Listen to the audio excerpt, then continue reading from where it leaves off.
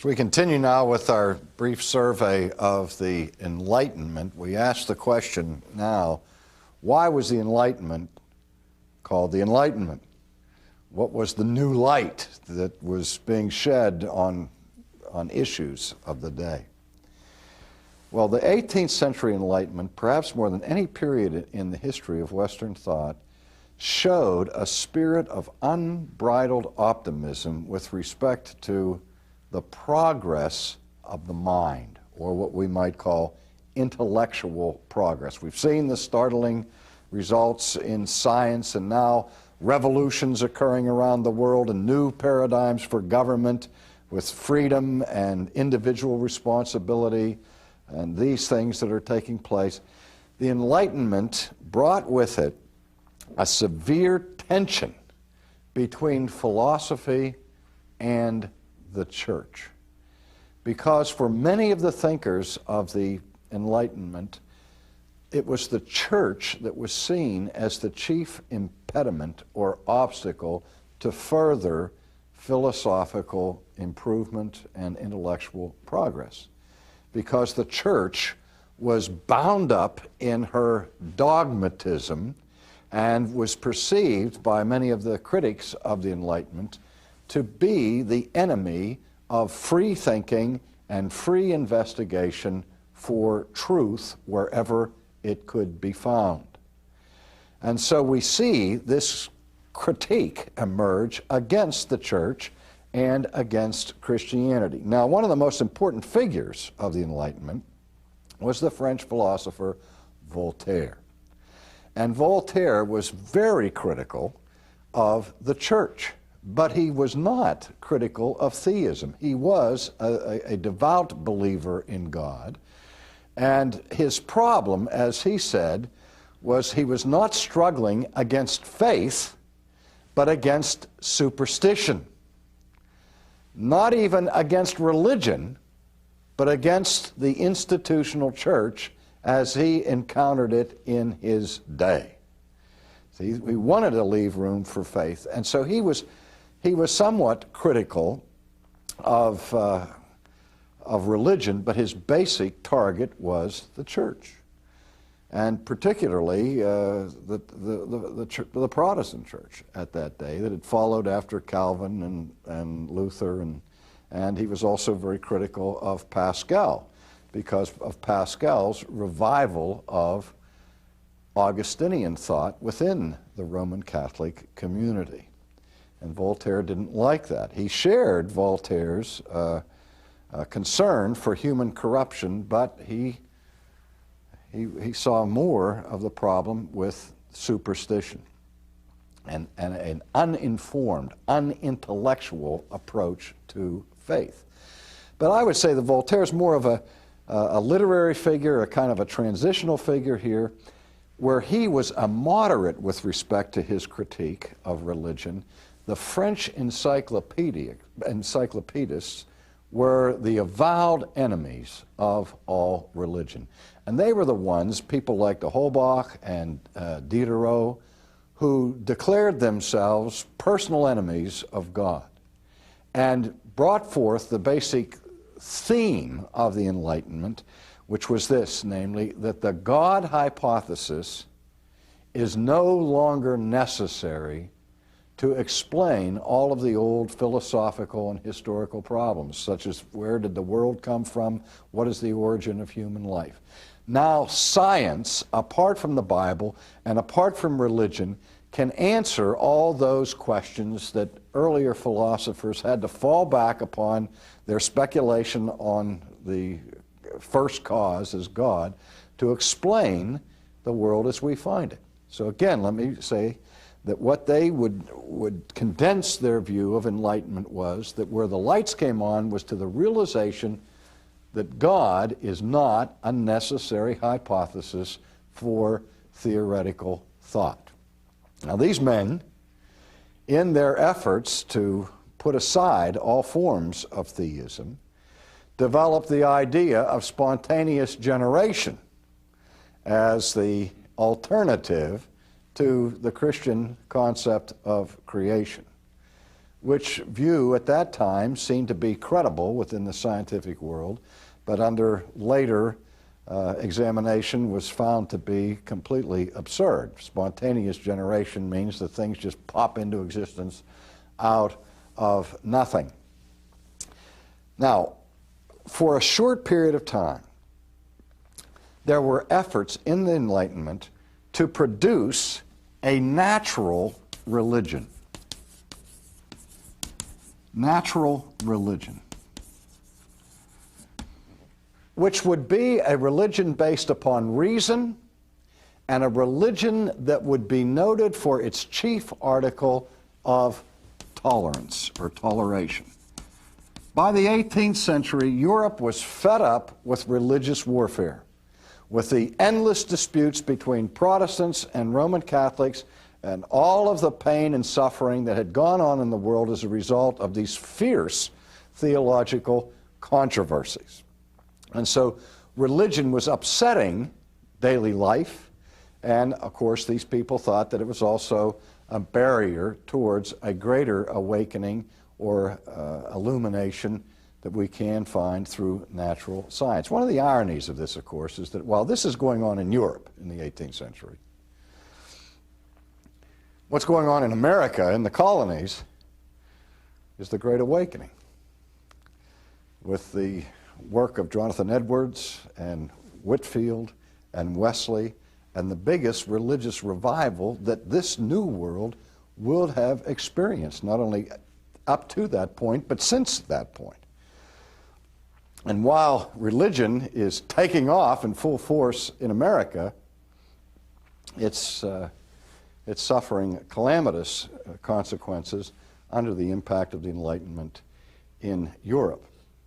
Now, for a time being, for a short period of time, the new religion that sought to replace classical Christianity on the continent was the religion of deism. I've mentioned this in passing before because of its historical significance. The deists were those who still affirmed the existence of God. They still believed that reason demanded God as creator. Voltaire, for example, was convinced that reason demonstrated compellingly the need for a necessary being and followed Descartes at that point. But they wanted to strip religion of all of the accretions that have been heaped upon it through the history of the church and get back to the basics of natural religion, the religion by which God reveals himself in nature. So natural religion supplants biblical religion. And here's where we find the initial stages of radical criticism being offered against the integrity of the Scriptures, because there's an all-out effort by the Enlightenment thinkers to get rid of the authority of the Scriptures. Now that also, according to experts on this period, was motivated in large measure by the resistance against Augustinian theology and against the doctrine of original sin. I mean, there was a tacit agreement that Luther, Calvin, Augustine, and so on, that the reformers were right about the condition of man's fallenness, and that they had the Bible on their side over against Erasmus's higher view of man and against all Pelagian forms of theology. So rather than try to ground their anti-Augustinianism on a different interpretation of the Bible, they decided to do what? Get rid of the Bible and look at our understanding of mankind through the eyes of nature. So you see all kinds of philosophies emerging in the 18th century extolling the virtue and the innocence of man in nature, which reaches its supreme expression in the work of Rousseau. But in any case, what the Enlightenment thinkers are seeking, first of all, is a natural religion that is marked by toleration, and it gets the name of deism. And deism is a particular form of theism that still says that God creates the world, but he basically steps back out of the world and lets the world operate according to the fixed natural laws that he has imbued into the creation, and God doesn't intervene in the structure of human events. Now, of course, as an organized religion, deism had a very short lifespan. So it was just simply a blip on the radar screen of Western history. But I've also said many times that even though it passed away quickly, the ongoing consequences of it reach down even to today. And there were those in the colonies who were practicing deists, and their contribution to the formation of the ideals of the American governmental system is a matter of much debate and so on. But that they were engaged in it and that they were real is beyond dispute. But in any case, you have things in the Declaration of Independence that speaks about we are endowed by our Creator with certain inalienable rights, okay? Or later on, we hold these truths to be self-evident. The language of that kind of documentation is language that comes right out of this environment of the 18th century, which was an attempt to base government and religion on nature. This is also the heyday of natural law. Now, the medieval church believed in natural law. St. Thomas Aquinas was a great advocate of natural law. But the natural law theorists of Christian history took their cue from the biblical exposition of natural law, because Paul, for example, in Romans 2, speaks about the law of God that is written on our hearts. That not only do we learn God's law from listening to Moses and the Ten Commandments and so on, but we also have conscience, and we also have an innate understanding of right and wrong. This is the kind of thing that Immanuel Kant labors with respect to his view of ethics. But that is, the natural law, or the lex naturalis, was seen by the classical Christian synthesis as a reflection in this world of the so-called lex aeternitatis, or the eternal law of God.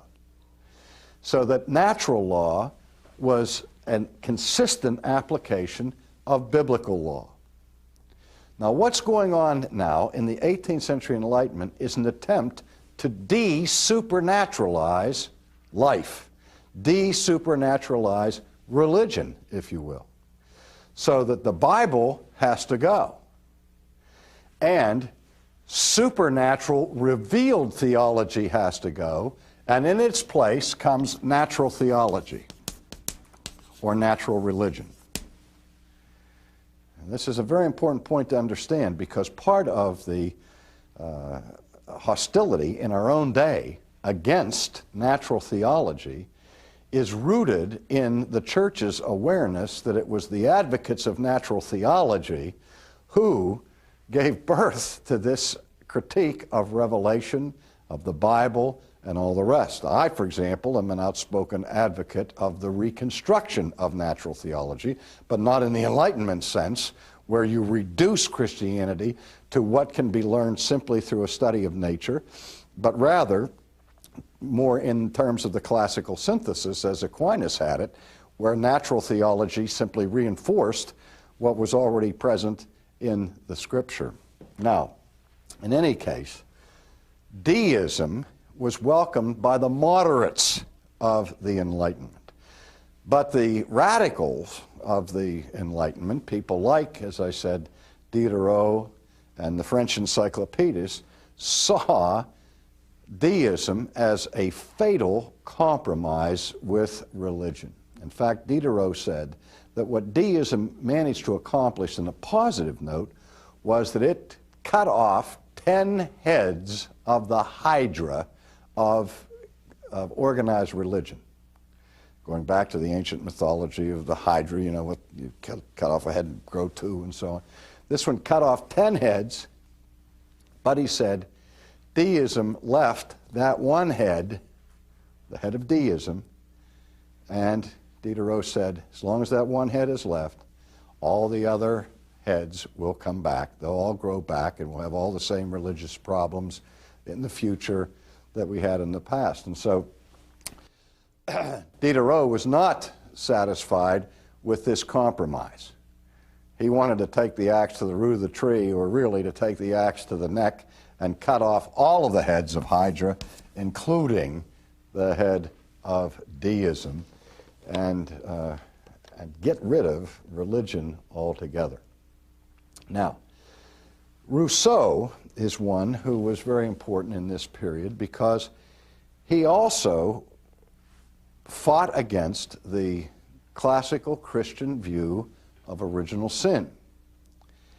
And having rejected the biblical view of mankind, Rousseau came to the conclusion, and you've heard the famous statements, man is born free and everywhere he is in chains. I'll say it again, man is born free and everywhere he is in chains. Now the real chains that he's out to conquer are the chains of original sin. That doctrine of original sin that, again, was recovered by Pascal and others in his own day. And Rousseau wanted to, granted, he agreed that there was much corruption in humanity, and society and civilization in the 18th century, according to Rousseau, was decadent.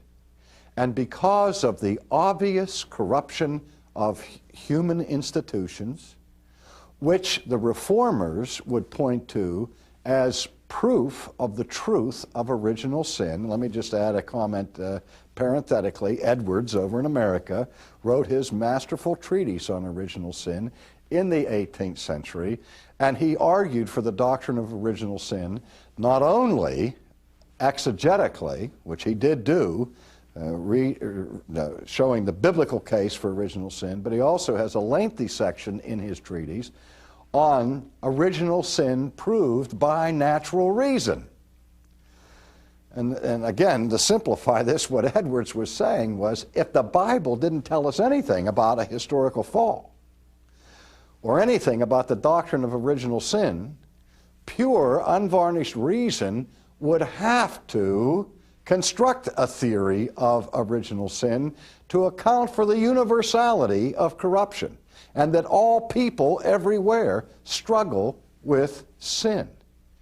If we're all born neutral and not fallen, one would expect not to find this kind of universality of human corruption. So it's that kind of issue that Rousseau was struggling with, and he then gave his description of what he called the human state of nature. Sort of like the innocent savage, we were all born free from any kind of original sin. But then he was faced with this question. If we were all born free of original sin, and born actually in a virtuous state, why is the world so corrupt? Why is society decadent? Well, the answer that Rousseau gave, obviously, was that is the result of government.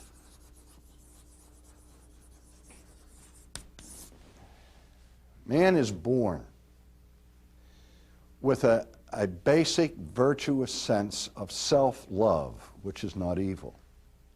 But self-love degenerates into selfishness in community.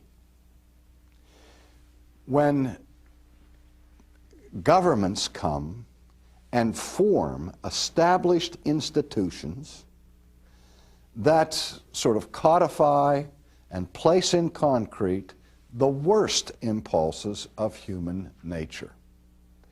For example, one of the insights that Rousseau had about this is the interdependency of human beings on each other. The whole world functions on the basis of a division of labor. No man is truly an island. No man is ever really self-sufficient.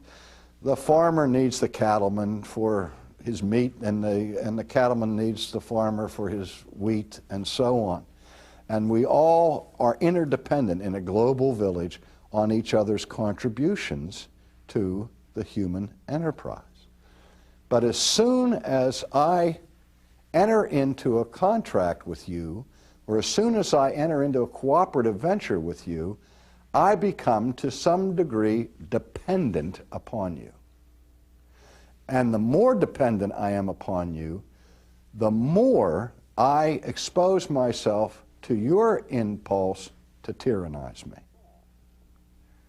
So that the mutual relationships tend toward tyranny.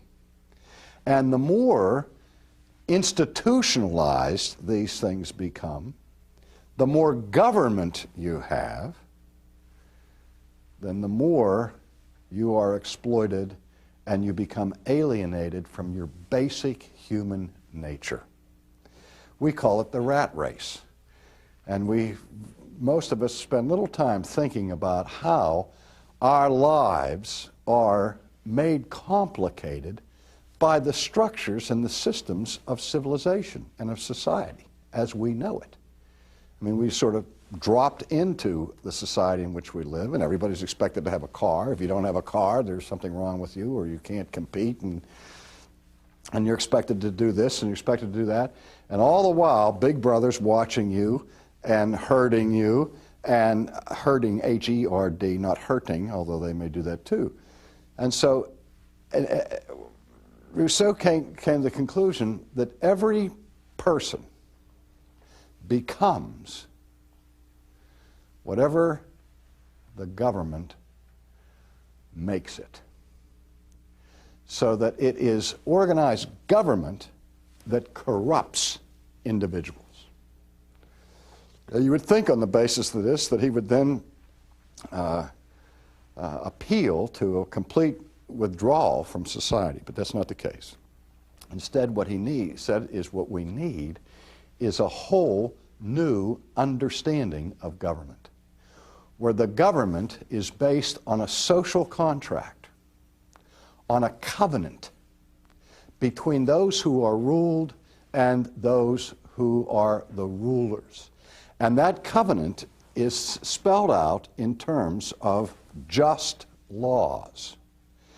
And the just laws reflect the general will or the general welfare. And everybody then, by pulling for the general good and for the general welfare, will be actually advancing their own human interests. And it's that kind of thinking that brought about the French Revolution, that kind of thinking that had an enormous impact on the establishment of America. And don't get me wrong, I'm not opposed to the idea of a social contract. But I think it's naive in the extreme to think that government is going to cure the problems of mankind. The obvious question you ask Rousseau is if man is all basically virtuous and it's civilization that corrupts him, how did the civilization get corrupt in the first place? Because the civilization is simply, society is simply made up of individuals. And so he's got the cart before the horse, I think. It doesn't really ever answer the problem of the universality of human sin, except in a very naive way. But the upshot of all of this is a brand new sense of, all right, we have a new illumination. We're enlightened. We can now create our own destiny, get out from under the tyranny of the church and the tyranny of monarchs, and form a government that is based upon mutual agreement, the consent of the governed, where there are checks and balances in place. And that will bring about a just society. Well, we can look back at that and smile, because we still struggle with the problems of decadence and moral corruption and so on. But now we do it so-called as enlightened people. Well, not all the philosophers of that day agreed with this somewhat optimistic view of what natural reason would be able to bring about, or natural religion, or natural law. but rather became more and more skeptical and more pessimistic as they entered into the 19th century.